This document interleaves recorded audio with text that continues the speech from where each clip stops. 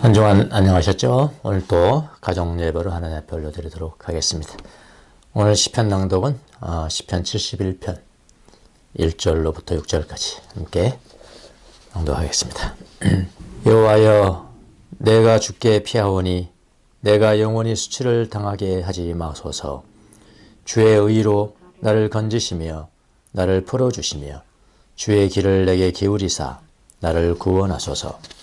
주는 내가 항상 피하여 숨을 바위가 되소서. 주께서 나를 구원하라 명령하셨으니 이는 주께서 나의 반석이시요 나의 요새이심이니이다.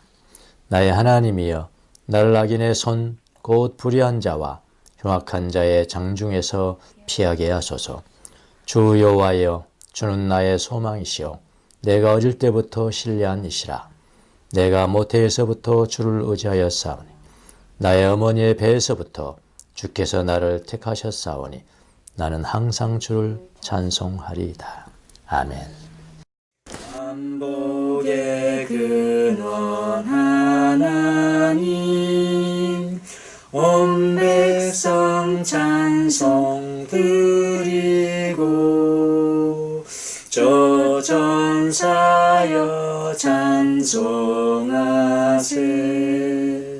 찬송 성부 성자 성령. 아멘.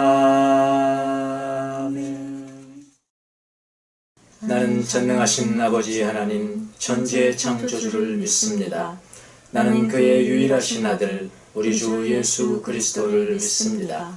그는 성령으로 잉태되어 동정녀 마리아에게서 나시고 본디오 빌라도에게 고난을 받아 십자가에 못 박혀 죽으시고 장사된 지 사흘 만에 죽은 자 가운데서 다시 살아나셨으며 하늘에 오르시어 전능하신 아버지 하나님 우편에 앉아 계시다가 거기로부터 살아있는 자와 죽은 자를 심판하러 오십니다. 나는 성령을 믿으며 거룩한 공교회와 성도의 교제와 죄를 용서받는 것과 몸의 부활과 영생을 믿습니다. 아멘. 기도하겠습니다. 좋으신 하나님 참 감사합니다. 사회적 거리두기 1단계의 상황으로 조금씩 사회가 안정이 되어가는 상황 속에 밝은 교인들이 단풍놀이로 함께 얼굴을 볼 수 있는 시간을 갖게 하심에 감사합니다. 또한 아름다운 자연을 묵상하며 누릴 수 있게 하심에 감사합니다. 모든 교인들이 함께하지 못하였으나 앞으로 함께 모여 예배하며 떡을 떼고 교제할 수 있는 시간을 기다립니다. 주께서 밝은 교회의 주인이 되시오니 앞길을 예비하사 가장 적합하고 알맞은 곳으로 인도하여 주십시오. 빛 대신 주님, 우리에게 어둠을 알게 하셔서 빛의 감사함과 빛 가운데 거하고 나아가야 함을 깨닫게 하시니 감사합니다. 어둠 속에 있는 영혼들을 건져주셔서 영혼의 어두운 밤에 있을 때 우리의 실체를 보게 하시고 주님께서는 주의 자녀들에게 가장 좋은 것을 허락하시고 가장 좋은 길로 인도하시는 분임을 더 신뢰하는 시간이 되게 하시며 비록 지금이 어둠일지라도 빛 대신 주님을 바라보며 그 길을 겸허히 걸어가게 하여 주십시오. 모든 성도들의 각자가 처한 상황을 다 알지 못하오나 이 시기들로 인하여 침체되고 낙심에 빠지거나 게으르고 나태해진 영혼들이 있을 줄 압니다. 깨어날 수 있도록 주께서 새 힘을 허락하여 주시고 피할 길을 주셔서 어둠과 광야 가운데서도 함께 하시는 주님을 보는 눈을 허락하여 주십시오. 함께 하시는 주님을 보며 홀로 있을 때 외로움이 아닌 고독을 누릴 수 있는 성도들이 되게 하여 주시고 이 시간들을 통하여서 주님과 더 깊은 교제하며 이웃을 위해 뜨겁게 기도할 수 있는 개개인의 자리를 허락하여 주십시오. 하나님, 또한 우리를 공동체로 부르셨기에 기회만 된다면 모이기에 힘쓰길 원합니다. 온라인상으로나 또는 소그룹으로 모일 수 있는 모든 방법들에 지혜를 주시고 모든 성도들이 훈련에 마음을 두고 성장할 수 있도록 도와주십시오. 지금은 주일 예배 시간으로 각 처소에서 예배를 드리고 있습니다. 오늘 우리에게 주시는 말씀을 잘 듣고 선한 행실로 이어질 수 있도록 믿음과 순종을 더하여 주십시오. 모든 일에 감사드리며 살아계신 예수 그리스도의 이름으로 기도드렸습니다. 아멘. 우리의 기도를 들어주소서. 우리의 기도를 들어주소서. 우리의 기도를 들어주소서.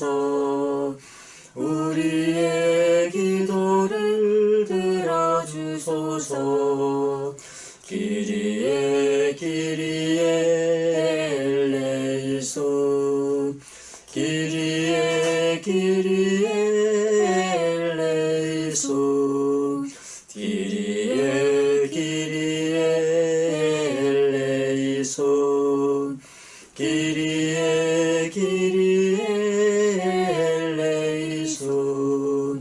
우리의 기도를 들어주소서. 우리의 기도를 들어주소서. 오늘 성경 말씀은 이제 다시 고린도전서로 돌아가서 지난번에 중단했던 것을 이어서 하도록 하겠습니다. 11장 27절로 34절까지 말씀. 하나님의 지혜의 귀를 기울이십시오. 그러므로 누구든지 합당하지 않게 그 빵을 먹거나 주님의 잔을 마시는 사람은 주님의 몸과 피를 범하는 죄를 짓는 것입니다. 그러니 각 사람은 자기를 살피십시오. 그런 다음에 그 빵을 먹고 그 잔을 마시십시오. 주님의 몸을 분별함이 없이 먹고 마시는 사람은 자기에게 내릴 심판을 먹고 마시는 것입니다. 이 때문에 여러분 가운데는 몸이 약한 사람과 병든 사람과 죽은 사람이 많습니다. 우리가 우리 스스로를 살피면 우리는 심판을 받지 않을 것입니다. 그런데 우리가 주께로부터 심판을 받아서 징계를 받는 것은 우리가 세상과 함께 정죄함을 받지 않게 하려고 하시는 것입니다. 그러므로 나의 형제 자매 여러분, 여러분이 먹으려고 모일 때에는 서로 기다리십시오. 배가 고픈 사람은 집에서 먹도록 하십시오. 그것은 여러분이 모이는 일로 심판받는 일이 없게 하려는 것입니다. 그 밖에 남은 문제들은 내가 가서 처리하겠습니다. 아멘. 말씀하시는 분은 바로 하나님이십니다.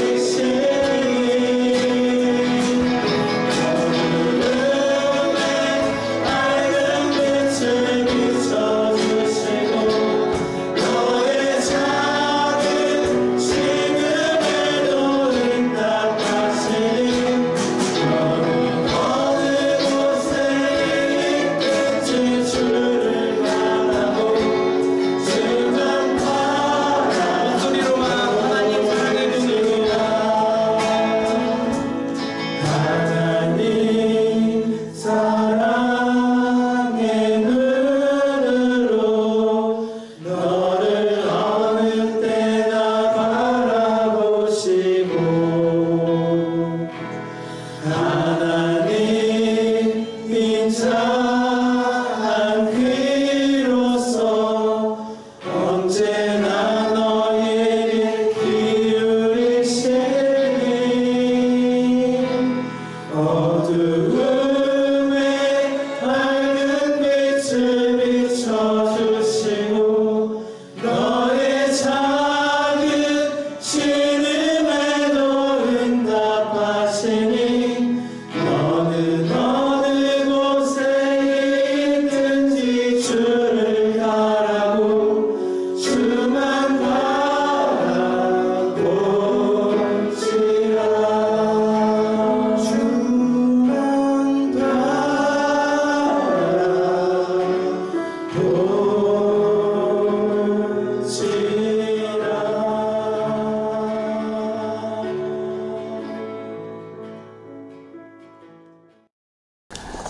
여러분, 성경에 중요한 주제들이 많이 있지 않습니까? 중요한 주제 중에 하나가 뭐냐면은 의인들이 이 세상을 살아가면서 왜 더 많이 손해를 보고 의인들입니다. 의인들이 더 많이 손해를 보고 고난을 받는 것인가? 가 중요한 성경의 주제 중에 하나입니다. 어떤 사람들은 그렇게 이야기하잖아요. 예수를 믿으면은 더욱 번창하고 더욱 성공한다고 말하잖아요. 근데 그건 사실은 한 면이죠. 이 세상 이치는 그런 게 아니거든요. 항상 빛이 있으면 어둠이 있고요. 밤이 있으면 낮이 있고 다 그런 거거든요. 고난이 있으면 성공도 있고. 근데 성공만 있어야 된다. 하나님 믿는 사람들은 성공만 있어야 된다 하면 그건 낮만 믿는 거예요. 밤은 없는 거예요. 그러니까 그렇게 믿으면은 사실은 어린아이 수준이죠. 어린아이는 애가 아팠을 때 치료를 위해서 수술을 받지 않습니까? 수술을 받는데 그 아픔을 싫어합니다. 왜냐하면 단지 아프다는 이유 때문에. 그걸 해야 이제 고쳐지는 것인데 어린아이죠. 여러분, 그리스도인들은 이 세상에서 더 많은 고난을 받을 수도 있고요. 더 많은 손해를 볼 수도 있습니다. 항상 본다고 그러지 않았어요. 볼 수도 있습니다. 왜냐하면 여러분과 제가 살아가는 이 사회는요, 타락한 구조들이 많아요. 훨씬 더 많죠. 타락한 구조고. 그래서 우리는 그 타락한 구조 속에서 살아가고 있는 거예요. 그런데 그리스도인들은 성경이 우리의 규범 아닙니까? 성경이 또 규칙이잖아요. 그러니까 이 세상이 살아가는 죄악의 방법으로는 살기를 거부합니다. 신앙이 좋은 사람이면서 그렇다 이 말입니다. 그렇잖아요. 그럼 어떻게 됩니까? 이 세상에 살아가는 죄악의 방법으로 살기를 거부하면은 어떻게 됩니까? 더 많이 손해를 보는 거예요. 아시겠습니까? 더 많은 고난을 받는 겁니다. 아주 유치한 예를 한번 들어볼까요? 여러분, 뇌물 갖다 바치고 함께 술을 엄청 접대하고 대접하면은 일하는 것들이 쉬워져요. 잘 모르시면 여쭤봐요, 옆에 분들한테. 일하기 쉬워진다고요. 근데 그리스도인은 그걸 못합니다. 못하지 않습니까? 그래서 경쟁에서 떨어지는 거예요. 실력으로만 되는 게 아니에요. 이 세상이라는. 그게 제약된 세상의 방법이잖아요. 예. 실력으로만 경쟁을 합니다. 우리 예수 믿는 사람들은. 그게 원칙이잖아요. 사실은요. 실력으로 경쟁하는데 돈 갖다 바치는 사람에게 실력이 못 당합니다. 못 당해요. 그건. 또 고난이라는 것은, 고난을 받는다는 것은 죄의 결과다. 이건 성경이 가르치는 일반적인 가르침입니다. 고난은 죄의 결과라는 것이 성경의 일반적인 가르침인데, 그런데 죄와 고난, 죄가 있어서 고난을 받는다. 여기서 항상 1대1의 구도로만 되는 건 아니에요. 내가 이런 죄 졌으니까 이런 고난. 이렇게 1대1이잖아요. 1대1. 저 사람이 나한테 저렇게 저런 고난. 1대1의 구도만은 아니라, 다시 말하면 고난을 받는 사람들이 다 자신의 죄 때문에 고난을 받는 것은 아니라 이 말입니다. 왜냐하면 이 사회는 다 연대적이거든요. 다 연대적으로 얽혀져 있어서요. 내 죄로 인하여 이웃이 고난을 받기도 하고, 당연한 거 아닙니까? 근데 이웃의 죄로 인해서 내가 고난을 받기도 하고, 가만히 그 길거리 가는데 차가 막 음주운전 차가 막 부딪혀서 죽기도 하고 그렇지 않습니까? 그건 나 때문에 그런 건 아니잖아요. 이웃의 죄 때문에 내가 고난을 받기도 하고, 악덕업주가 발암물질로 환경을 오염시켜서 주민들이 암에 걸리기도 하고, 자기 죄들이 아니거든요. 예, 남들의 죄 때문에 내가 고난을 받기도 한다, 이럽니다. 그래서 의인으로 살아가더라도 고난을 받을 수가 있는 거죠. 자, 그런데 오늘은 그건 성경적 일반적인 일이고요. 고난이 1대1로 발생하는 경우가 있어요. 이 죄 때문에 이거, 이 죄 때문에 이거. 1대1로 발생하는 경우가 있는데, 나의 죄 때문에 내가 고난을 받는 경우가 있다, 이 말입니다. 그래서 여러분이 고난을 받을 때는 그런 경우가 있으니까 항상 자기 자신을 먼저 살펴보아야 돼요. 그래서 내가 죄를 지은 것이 분명하다면은 그것을 회개해야 되는 거죠. 너무나 당연한 거 아닙니까? 자, 오늘 본문에 나온 고린도 교회의 교인들, 상당히 다수가 속한 것이겠지만 교인들이 많은 고난을 당하고 있었다고 그래요. 이 고난을 당한 사람들이 많았다 그랬어요. 30절에 보십시오. 30절에. 이 때문에, 그러니까 뭐 때문이죠, 그렇죠? 이 때문에 여러분 가운데는 몸이 약한 사람과, 이게 고난이죠. 이게 지금 나면서부터 약한 거 아니에요? 예, 약해진 거예요. 몸이 약한 사람과, 그 다음에 병든 사람과, 그야말로 육체적 병 아닙니까? 그 다음에 뭐라고 그랬어요? 죽은 사람이 하나가 아니고요, 많습니다 그랬습니다. many예요, many. 이 때문에 이런 고난을 받는 사람들이 many다, 많았다, 이런 이야기입니다. 그래서 고린도 교회 교인들 가운데는 많은 사람들이 허약하고 이상하게 허약해지는 거예요. 이상하게 병드는 거예요. 그리고 죽어갑니다. 소위 말하면 고난을 많은 사람들이 받았습니다. 그런데 바울은 이 고린도 교인들이 받은 이 고난에 대해서만큼은 뭐라고 그랬냐면은 1대1, 1대1의 구도로 해석을 합니다. 다시 한번 보죠. 이 때문에, 그렇잖아요. 이 때문에 고난이 왔다, 그런 이야기죠. 라고 말합니다. 그리고 하나님께서 그런 고난을 주신 이유까지도 밝혀요. 32절입니다. 32절. 그런 고난을 준 이유. 32절에 보니까, 그런데 우리가 주께로부터 심판을 받아서 징계를 받는 것은, 지금 그 고난 받는 게 뭐라고 그래요? 주께로부터 심판을 받아서 뭘 받았어요? 징계를 받았대요. 징계 아시죠? 선생님이 학생들 잘못하면은 징계하잖아요. 벌이 아닙니다. 징계. 훈계. 잘 되라고 훈계. 그 징계를 받는다면 고치라고 징계. 심판을 받아서 징계를 받는 것은 뭐라고 그러냐면, 우리가 세상과 함께 정죄함을 받지 않게 하려고 하시는 것입니다. 이랬거든요. 이게 무슨 말입니까? 그러니까 고린도 교인들이 지금 고난을 받고 있는 것은 고린도 교인들이 자기 잘못에 기인한 것도 있지만, 더 중요한 것은 뭐냐면은, 하나님의 징계라, 이 말입니다. 하나님의 징계. 징계라는 단어가 나오면 싫어하는 사람이 있는데 싫어하면 안 됩니다. 좋은 것입니다. 징계는. 하나님의 사랑하는 자녀들을 징계하는 것과 같다는 것입니다. 아버지가 자기 자녀를 징계하지 않으면 그건 사생자죠.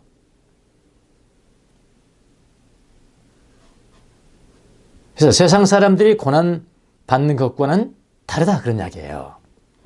하나님의 자녀들이 징계를 받는 것은 자녀들이 자신의 잘못을 고쳐서 얼른 고쳐서 그들이 세상과 더불어 영원히 처벌받지 않도록 징계하는 것이다. 그런 이야기입니다. 하나님은 사랑하는 자를 징계하신다고 성경은 분명히 말합니다. 징계가 없으면 아버지와 자식 간의 관계가 아닙니다. 그래서 하나님의 백성들이 하나님의 징계로 받는 고난이라는 것은 결국은 뭐예요? 결국 이게 좋은 것이란 말이에요. 그래서 어떤 수도자가 이런 말을 했어요. 이 세상에서 자기에게 일어나는 일들은 세 가지가 있는데 하나는 뭐냐면은 가장 좋은 거. 이거 뭐 하나님 직접 나타나신 가장 그런 거겠죠? 가장 좋은 것이 있고 두 번째는 뭘까요? 그냥 좋은 것이 있고 세 번째는 뭔지 아세요? 나쁘지만은 않은 거. 이랬어요. 무슨 말인지 이해하셔야 되는데 이 세상엔 세 가지밖에 없대요. 나에게 일어난 일이. 하나님의 자녀에게 일어난 일이. 첫 번째는 뭐라고요? 가장 좋은 거.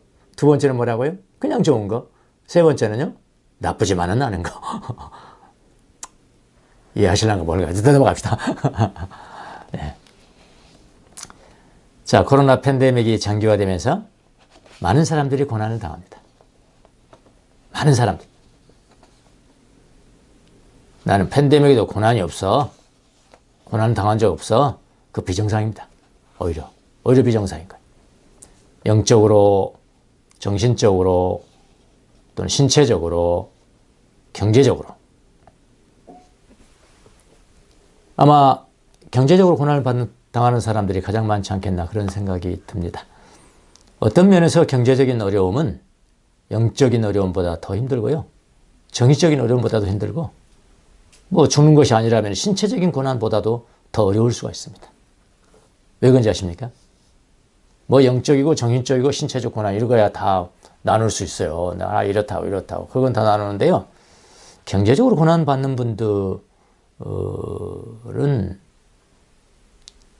다른 사람과 함께 나눈다는 게 그게 쉽지가 않습니다. 왜 그런지 잘 모르겠어요. 하여튼 그게 쉽지가 않아요. 뭐 여러 가지 이유가 있겠죠. 그래서 어떤 면에서 경제적인 어려움은 영적이고 정신적이고 신체적인 고난보다도 더 어려울 수가 있어요. 참지 못할 수가 있습니다. 그러나 경제적 고난을 겪는 분들도 이렇게 생각하세요. 나는 세 가지 중에 하나다. 이 일은 뭐라고요? 가장 좋은 일. 이건 아닌 것 같아요. 뭐 그냥 좋은 일? 이것도 아닌 것 같아요. 그럼 세 번째라고 그랬죠? 세 번째가 뭐라고요? 나쁘지만은 않은 일. 그 중에 하나니까 아마 세 번째에 해당되는 것이 아닌가 생각이 듭니다. 하나님이 그것을 훈련시키는 기간으로 여기시고 자기 자신의 삶을 되돌아보고 수정하고 교정하고 좀 비리한 거 깎아내고 정화시키고 하는 그런 기회로 삼으십시오. 그러면 이 또한 지나갈 거예요. 자, 그러면 고린도 교인들의 고난으로 한번 돌아가 보겠습니다.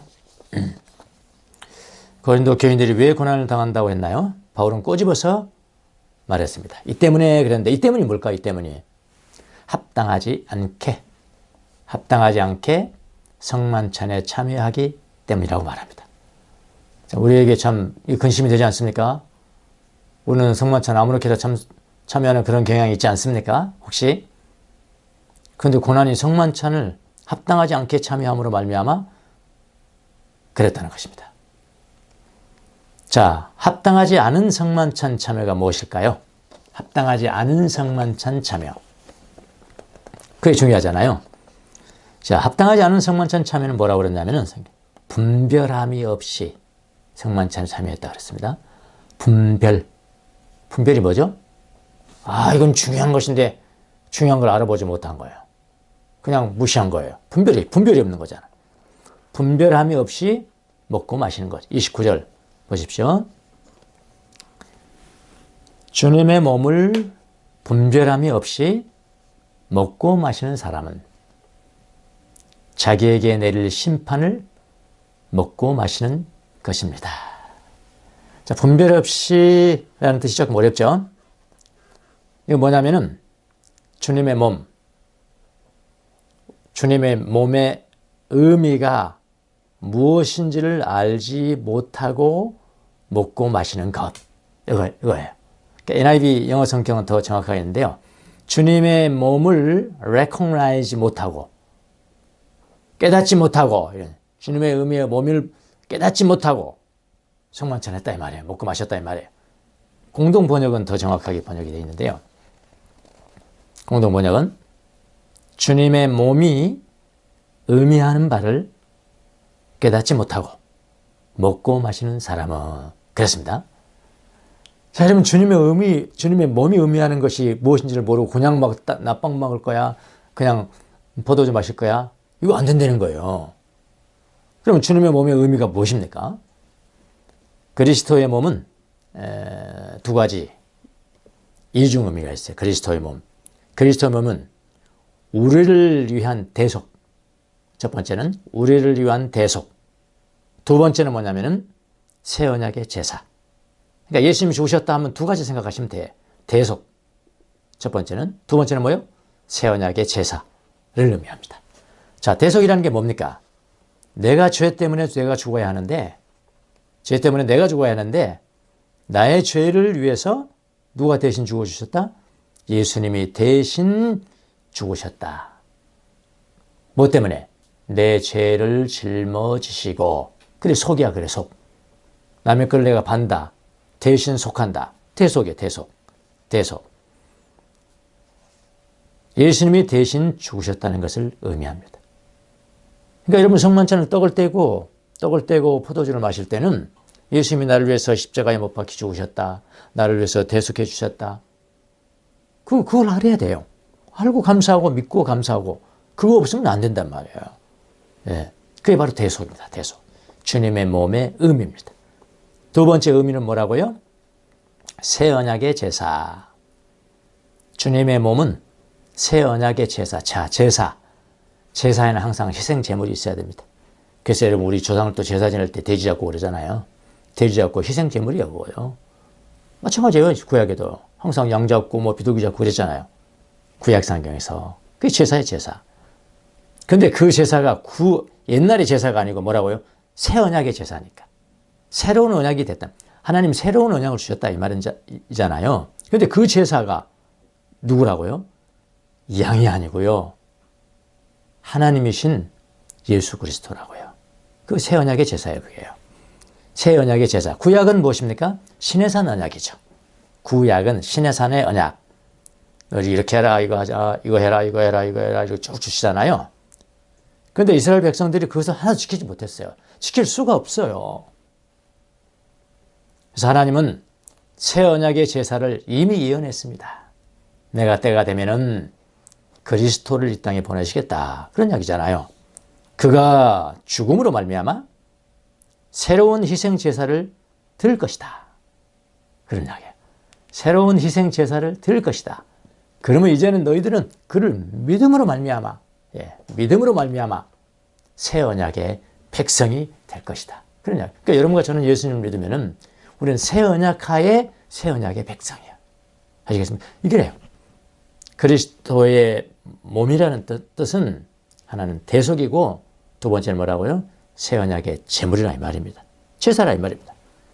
그래서 예수 그리스도의 죽으심과 부활하심을 믿는 사람들은 하나님의 백성이 될 것인데 그걸 가르쳐서 뭐라고 하냐면 새 언약의 백성이라 그렇게 이야기하는 겁니다. 이것을 가르쳐서 뭐라고 하냐면 새 언약의 제사라고 합니다. 새 언약의 제사를 힘입은 사람들이 종말의 공동체를 이루어요. 그러니까 믿는 사람들이 종말의 공동체를 이루는데 그게 뭘까요? 그게 교회예요, 교회. 그래서 교회를 다른 말로는 그리스도의 몸이라고 그러잖아요. 아시겠습니까? 그게 교회입니다. 주님의 몸은 대속으로 드려졌고요. 첫 번째. 두 번째는 새 언약의 제물로 드려진 거예요. 그런데 고린도 교회 일부 교인들 중에 특히 부자들이 있었다고 그랬어요. 부자들. 가끔 엉터리 부자들은 배는 게 없어요. 돈 때문에. 이 부자들이 이것을 깨닫지 못해요. 이걸 깨닫지 못하고 그냥 모여서 그냥 모여서 뭐 했나? 가난한 그리스도인들을 무시하고, 우리 지난 시간에 봤죠? 상처 주고 자기들끼리 성만찬 다 해버리고 그때는 실컷 먹었다고 그래. 취하고 먹고 배부르고 가난한 사람들 일터에서 오니까 아무것도 없는 거예요. 가난한 그리스도인들을 무시하고 상처 주는 태도로 성만찬에 참여를 했던 겁니다. 바로 그런 행위는 성찬식은 뭘 상징하냐면은 그리스도가 대속의 제사로 드려졌고, 그 다음에 새 언약의 제사로 드려진 이 교회를 분별치 못한 것이다 라고 바울은 말씀을 했습니다. 자, 그들의 행위가 성찬식을 통해서 하나님으로부터 은혜를 받기는커녕 자기 자신들을 어떻게 했냐면은 하나님의 심판의 대상으로 자신들을 만들었던 겁니다. 그러니 여러분 고난을 받지 않겠어요? 아프고 허약하고 죽어나가고 그러지 않겠냐고요. 자, 이 사람들이 대부분의, 우리 이미 배웠지만 이 사람들이 누굽니까? 한번 살펴볼 필요가 있습니다. 열광주의자들입니다. 열광주의자들이 뭡니까? 성찬식은 하나의 미신이에요. 뭐라고 생각했냐면, 난 한 번 구원받았어. 나는 한 번 구원받으면 끝난 거야, 이거. 나는 영원히 나는 구원받는 거야. 나는 절대로 난 떨어질 수 없어. 성찬식 이거는 그냥 한 번 하는 거야. 그런 것에 대한 보증으로 한 번 하는 거야. 이렇게 교만했다 이 말입니다. 열광주의자들이. 그런데 과신한 거죠, 과신. 성만찬을 통해서 지금도 예수님의 은혜를 우리에게 주셔. 계속 지금도 은혜를 주신다는 믿음으로 겸손하게 성만찬에 참여했어야 된다 이 말입니다. 우리가 참 범하기 쉬운 그런 잘못들이죠. 조심하셔야 됩니다. 자, 그런데 어떤 분들은 이렇게 또 묻습니다. 야, 그러면 성만찬에 우리는 나는 지금까지 그냥 나갔는데 성만찬은 아무나 못하겠네. 나같이 죄진 사람이 어떻게 하겠어. 이렇게 생각하시는 분이 있거든요. 무조건 죄를 지었다고 성만찬에 참여하지 못하는 것은 아닙니다.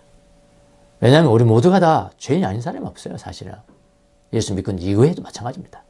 우리 모두 죄인으로서 예수님의 그리스도의 대속의 은혜를 힘입기 위해서 성찬에 참여하는 거거든요.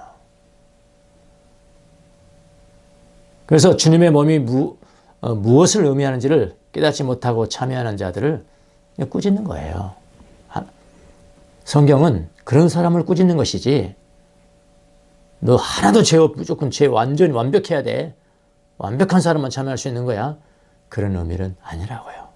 내가 죄졌지만 주님 나를 받아주셔서 내 죄 때문에 십자가에 못 박혀 죽으셔서 나를 위해서 대속해 주시고 나를 새 언약의 백성으로 만들어주신 주님을 내가 믿습니다.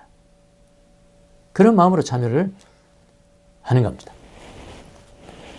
자, 우리 교회는 성찬식에 참여할 수 있는 분들을 상당히 넓혔어요. 다른 교회하고 다릅니다. 다른 교회는 세례 받아야 돼요. 가톨릭도 영세 받아야 되죠.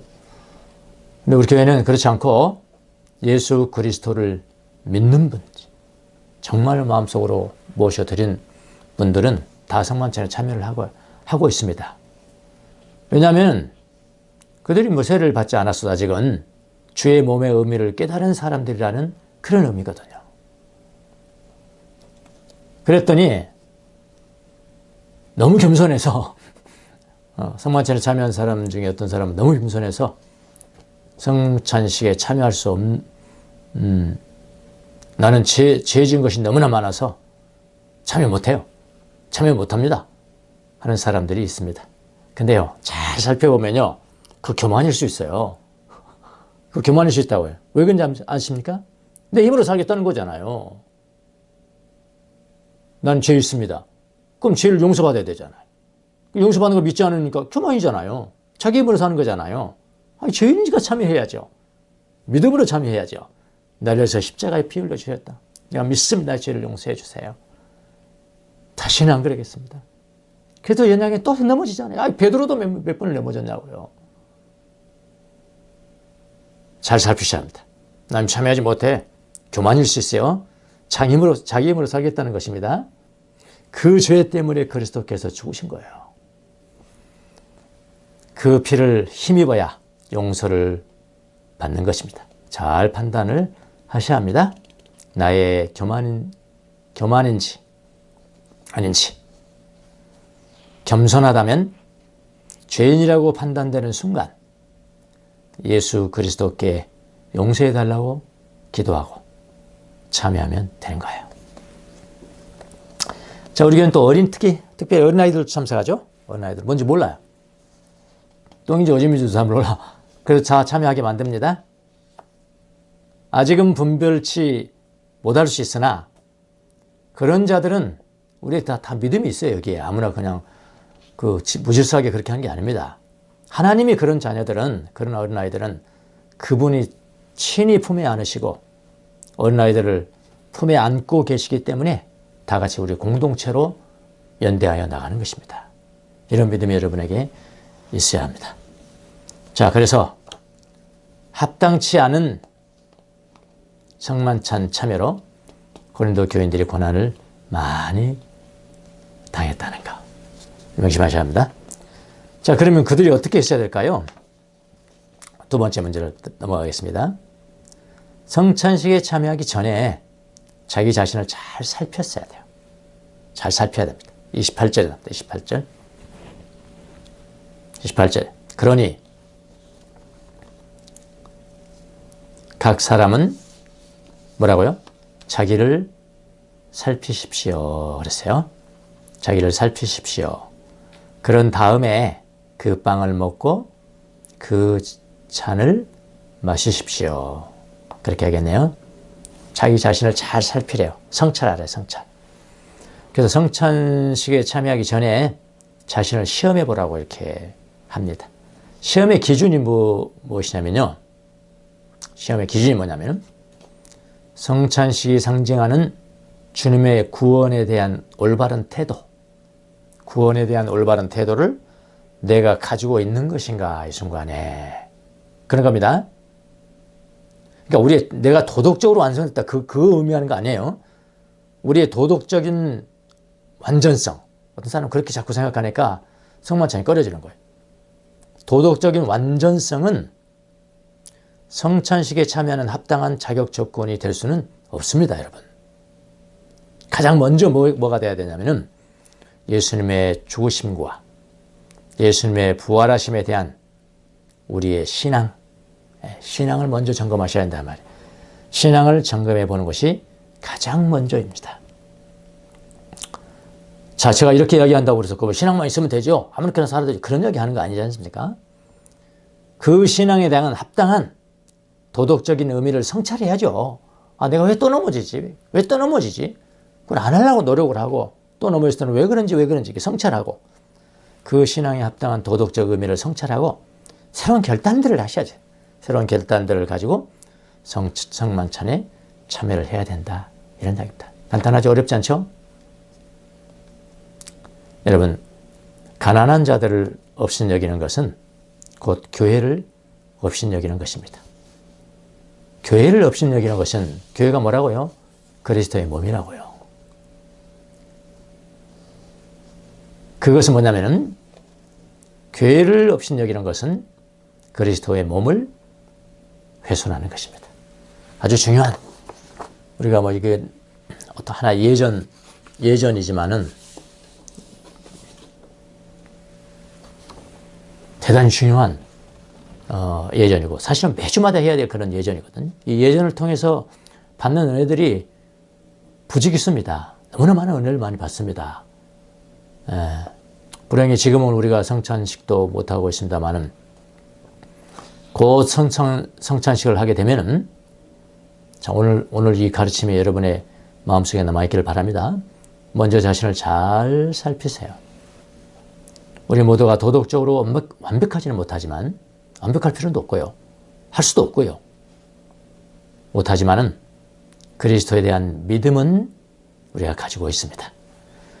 가장 먼저 예수님의 죽으심과 부활에 대한 우리의 신앙을 점검해 보는 것이 가장 먼저입니다. 그리고 그 신앙에 합당한 어떤 도덕적인 의미를 성찰해 봐요. 내가 거기에 맞춰 살고 있는지, 아니면 다 이르지 못하는 것인지, 이르지 못하면 내가 왜 그런 것인지, 왜 내가 자꾸 넘어지는 것인지, 이런 것들을 성찰함으로 말미암아 새로운 결단들을 해야죠. 새로운 결단들을 가지고 성만찬에 참여해야 합니다. 언젠가 이제 정상화되면 우리 교회는 매주마다 하는 걸로, 원칙적으로 매주마다 하는 걸로 바꾸려고 합니다. 사실 이거는 옛날부터 생각했던 것인데 실천을 못했어요. 왜냐하면 성도들이 이거 씻고 또 맨날 이렇게 하고 이걸 좀 귀찮아 하시는 것 같더라고요. 귀찮아하는 거에 대해서는 저도 동의를 합니다. 귀찮지만은 우리가 병아리 눈물만한 은혜를 받는 통로가 있다면 무엇인들 우리가 못하겠습니까? 그렇잖아요. 주님께서 설정해 주신 이런 제도나 의식 중에 병아리 눈물만한 은혜를 하나님으로부터 구하고 하나님이 주실 수만 있다면 뭔지 못한다고요. 교회 존재 이유가 거기에 있는 거 아닙니까? 그래서 그런 번거로움은 능히 우리가 극복을 할 수 있다는 생각이 듭니다. 예, 바른 성찬식을 참여해서 주님께서 제정하신 이 성찬식을 통해서 하나님의 은혜를 듬뿍 받는 우리 성도들이 되시기를 예수님의 이름으로 축원합니다. 기도하겠습니다.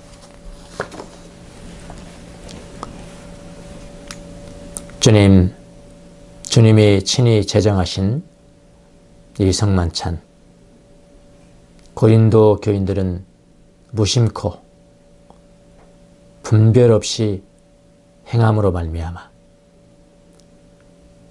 허약해지고 병들고 죽은 사람들이 많았는데 왜 그런 일이 생기는지도 모르고 지냈던 것을 우리가 성경을 통해서 봅니다. 하나님, 우리가 그런 우를 반복하지 않도록 은혜를 베풀어 주옵소서. 주님이 제정하신 성찬식, 분별력을 사용하여 대속의 제사, 새 언약의 제사, 나를 위해 흘리신 예수님의 보혈, 그 믿음을 가지고 성찰하며 성만찬으로 나아갈 수 있도록 축복해 주옵소서. 우리 교회가 속히 정상화가 되어서 매주마다 성만찬을 통해서 하나님의 은혜를 받는 귀한 성도들이 다 될 수 있도록 축복해 주옵소서. 감사하고 예수님의 이름으로 기도합나이다. 아멘.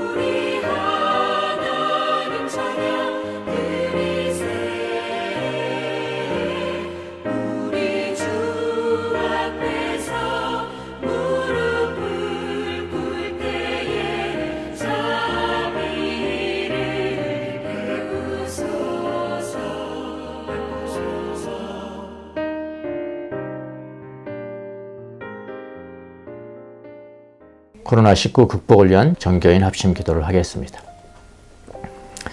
자비로우신 하나님 아버지, 코로나19 확산으로 혼란과 불안 속에 있는 저희와 함께하여 주십시오.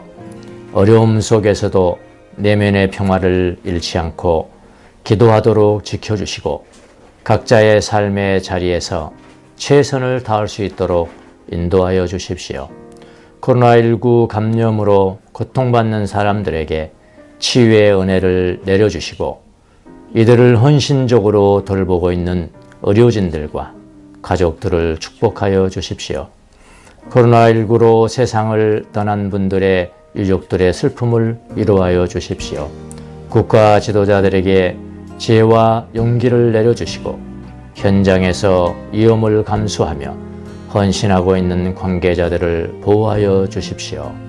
특별히 더 큰 위험에 노출되고 가난하고 소외된 사회적 약자들을 우리 교회가 더 잘 돌볼 수 있도록 도와주십시오. 어려운 시기를 극복하고자 힘쓰는 저희 모두가 이웃의 존엄, 사랑과 연대의 중요성을 더 깊이 깨닫게 하시고 배려와 돌봄으로 희망을 나누는 공동체로 거듭나는 은혜를 내려주십시오. 우리를 구원하신 예수 그리스도의 이름으로 기도합니다. 아멘.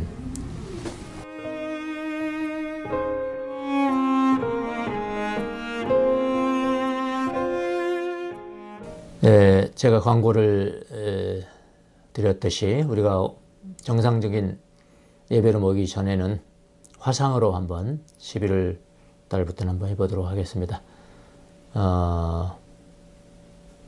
줌을 다루실지 몰라도 우리가 이렇게 초대를 하면은 그냥 쭉쭉 이렇게 저도 아무것도 몰랐어요, 사실. 저도 아무것도 모르고 그냥 클릭만 하면 되더라고. 화상 회의 원하십니까? 화상으로 합니까? 오디오로 합니까? 화상으로 또 다 오더라고. 우리 캐나다에 있는 엘리도 다 합니다. 왜 우리가 못하겠습니까? 조금만 하면 되거든요. 그래서 다 모든 교인 참여하는 것도 한번 하고 그 다음에 그룹으로 훈련도 이곳을 합니다.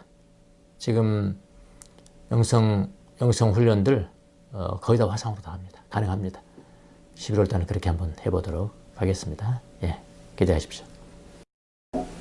주님의 은혜에 감사해서 사랑과 나눔의 연보를 주님 앞에 올려드렸습니다. 이 헌금이 사용되는 것에 하나님의 영광이 드러나게 하시고 주의 나라가 확장되는 데 쓰임받을 수 있도록 축복해 주옵소서. 우리가 다 함께 모이지는 못하지만은 그럼에도 불구하고 각 처소에서 주님을 믿는 신앙으로 주님을 사랑하는 귀한 성도들이 다 될 수 있도록 은혜 베풀어 주옵소서. 지금은 우리 주 예수 그리스도의 은혜와 하나님의 무한하신 사랑과 성령님의 이루하심과 교통하심과 감동 감화하심 바른 성찬식 참여로 말미암아 하늘로부터 내린 은혜로 받기를 다짐하는 사랑하는 주의 종들 머리 위에 지금부터 영원토록 함께 계실지어다. 아멘.